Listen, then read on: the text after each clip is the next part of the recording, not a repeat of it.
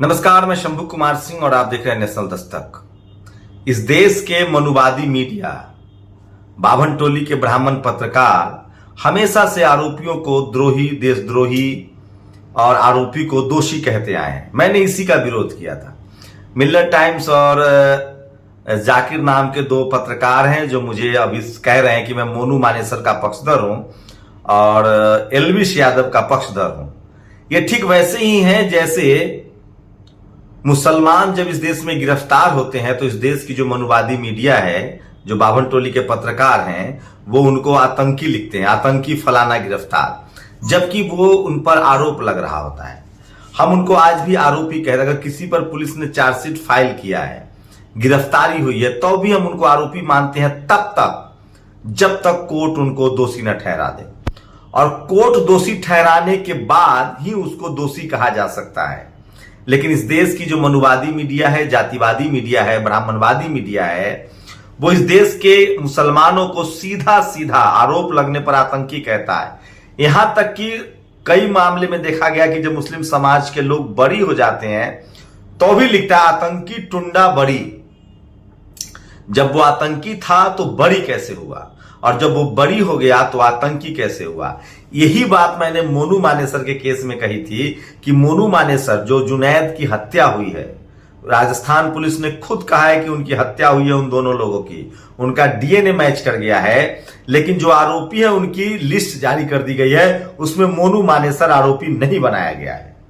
एल्विश यादव के बारे में मैंने कहा था कि गमला चोरी के मामले में एल्विश यादव का नाम पुलिस ने नहीं लिया है, और न ही वो गाड़ी में दिख रहा है, न ही उसके कोई रिश्तेदार हैं। एल्विश यादव की गलती बस इतनी है कि उस गाड़ी में कभी एल्विश यादव दिखा था बहुत पहले, तो क्या इसीलिए किसी को आप चोर कहेंगे, गमला चोर कहेंगे?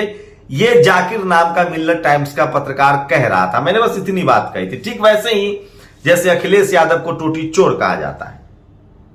तो आपको तय करना है। मैं फिर कह रहा हूं, मैं न्याय के पक्ष में ही खड़ा रहूंगा। मैं किसी को आरोपी कहूंगा जब पुलिस उस पर आरोप लगाए या कोई दूसरा भी आरोप लगाए। मैं अभी मोनू मानेसर को आरोपी कह सकता हूं अगर उनके परिवार वाले, जो जुनैद हैं और जिनकी हत्या हुई है, उनके परिवार वाले अगर उनको आरोपी कह रहे हैं तो मैं आरोपी कहूंगा। उन पर आरोप लग रहे हैं, पुलिस एफआईआर रजिस्टर्ड करेगी तो मैं आरोपी मोनू मानेसर कहूंगा। एल्विश यादव पर अगर आरोप लगाया गया, पुलिस ने कंप्लेन दर्ज किया, तो मैं कहूंगा आरोपी, मैं दोषी नहीं कहूंगा।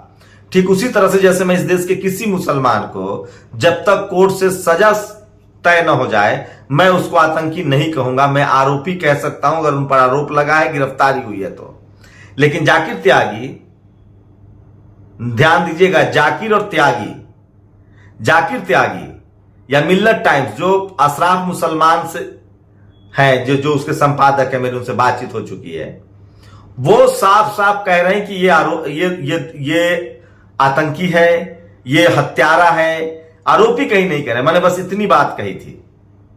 अब इसको आप जैसे लेना है ले सकते हैं। रही बात मुसलमानों में जाति की, तो मुझसे मत पूछिए।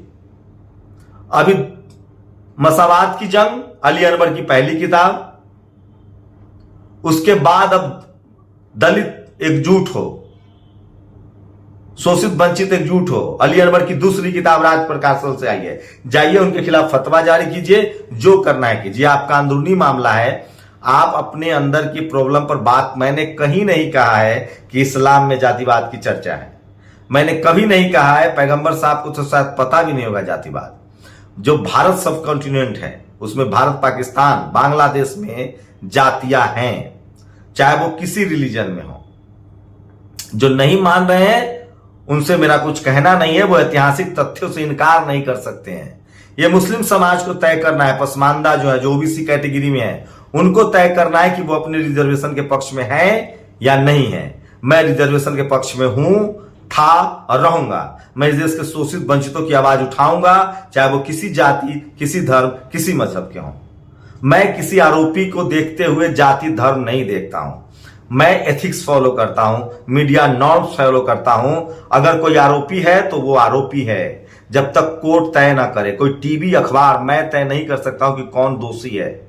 मैं, जो मनुवादी लोग हैं, जब एट्रोसिटी होती है तो भी मैं आरोपी कहता हूं कि ये आरोपी हैं, जब तक कोर्ट से साबित ना हो जाए। भारत में एक जुडिशियल सिस्टम है। हम फैसला लेने वाले नहीं हैं, हम सिर्फ खबर बताने वाले हैं, हम सिर्फ सही और गलत बताने वाले हैं, हम रिपोर्ट करने वाले कि ये घटना हुई है, इसकी वजह जाति है, इसकी वजह धर्म है। जुनैद की हत्या धार्मिक वजहों से हुई, गौ रक्षा के नाम पर हुई है, ये फैक्ट है, मैं ये बताऊंगा। उसमें पुलिस ने जिनको आरोपी बताया मैं उनको ही आरोपी बताऊंगा। रिंकू सैनी भी ओबीसी है, मैंने कहा कि रिंकू सैनी को आरोपी बनाया गया है, गिरफ्तारी हुई है। जो आरोपियों की लिस्ट जारी हुई है उसमें मोनू मानेसर का नाम नहीं है, लेकिन जो जाकिर त्यागी ने तय कर लिया है कि मोनू मानेसर हत्यारा है, उसको जाके आप फांसी पर लटका दीजिए, ये आपकी मर्जी है। ठीक उसी तरह से जैसे तमिलनाडु मामले में एक मुस्लिम पत्रकार, एक ब्राह्मण पत्रकार, एक बीजेपी का नेता और एक दैनिक भास्कर पर 4 लोगों पर केस तय हुआ है। ये चारों आरोपी बनाए गए हैं, इन पर एफआईआर दर्ज हुआ है, ये चारों आरोपी हैं। मैं इनको तब तक आरोपी कहूंगा जब तक इन पर दोष सिद्ध न हो जाए, कोर्ट फैसला न दे दे। ये ठीक उसी तरह से है जैसे योगी राज में बुलडोजर चल रहा है, आरोप लगते ही बुलडोजर चला दो। यही काम जाकिर त्यागी कर रहा है, यही काम मिल्लत टाइम्स कर रहा है। आपको खबरों के मुताबिक शब्दों के चयन पर ध्यान देना पड़ेगा। रही बात जातिवाद की, तो वो मुस्लिम समाज के ही खेमे से उठ रहा है। आप उनके खिलाफ फतवा जारी कीजिए, जो कीजिए। मैं इस देश के SC ST OBC माइनॉरिटी शोषित वंचित गरीब लाचार बेबस के साथ खड़ा था, हूं और रहूंगा। एक बात, सबसे लास्ट बात मैं बता रहा हूं, मैं किसी भी तरह के प्रोपगेंडा के खिलाफ हूं, मैं किसी पार्टी के खिलाफ नहीं हूं, न किसी का समर्थक हूं।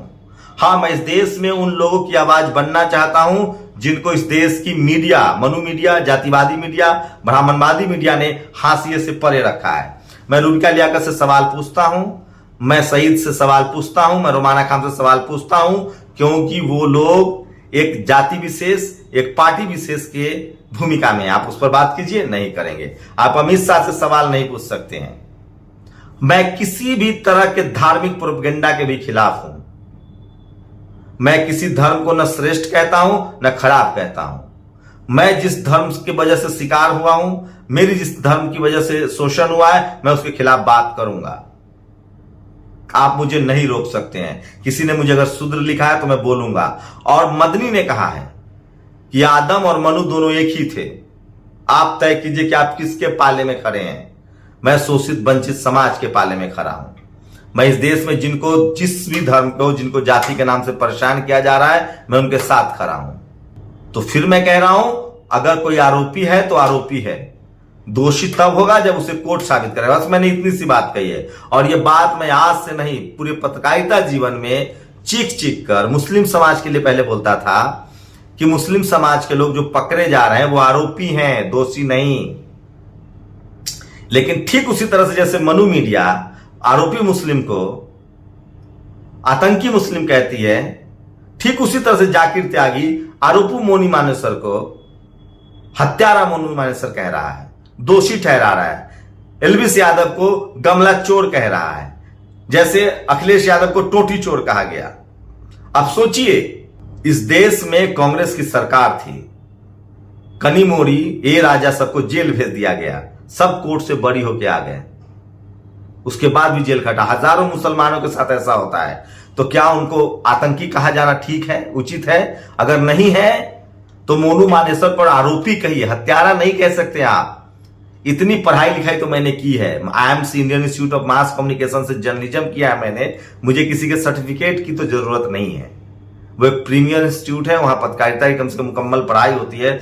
और रही बात एथिक्स की, तो मेरी पूरी पत्रकारिता ही एथिक्स पर है और उसी के लिए मैं लड़ रहा हूं। मैं फिर कह रहा हूं, मैं किसी जाति, किसी धर्म के खिलाफ नहीं हूं।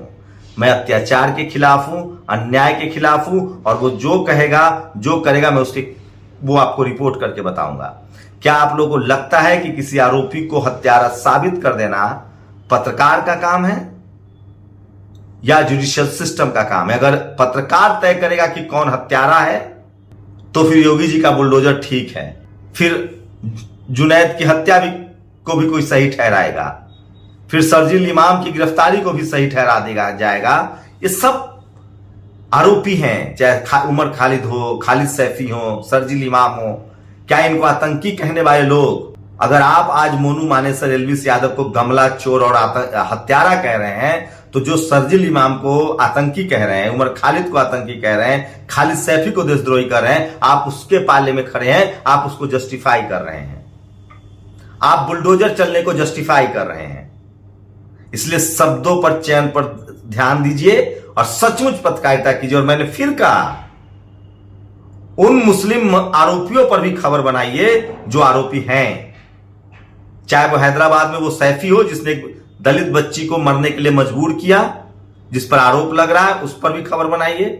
राजस्थान में जिस तरह से दलित समाज के एक शख्स को चप्पल से मारा गया, वो आरोपी मुस्लिम था, उस पर भी खबर बनाइए।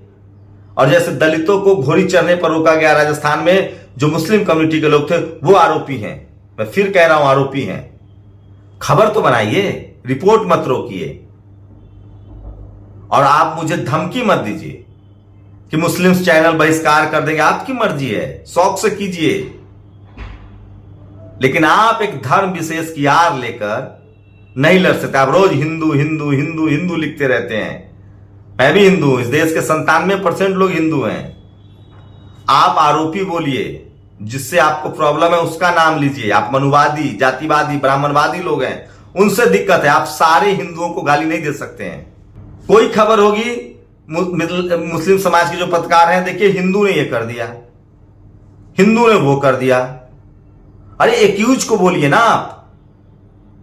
अब तक आपको मुस्लिम समाज को अपने दुश्मनों की पहचान नहीं है। आप 97% हिंदू को आरोपी बना देंगे, ये नहीं चलेगा। आप सोचिए जरा, कीजिए पत्रकारिता जाकिर अली त्यागी।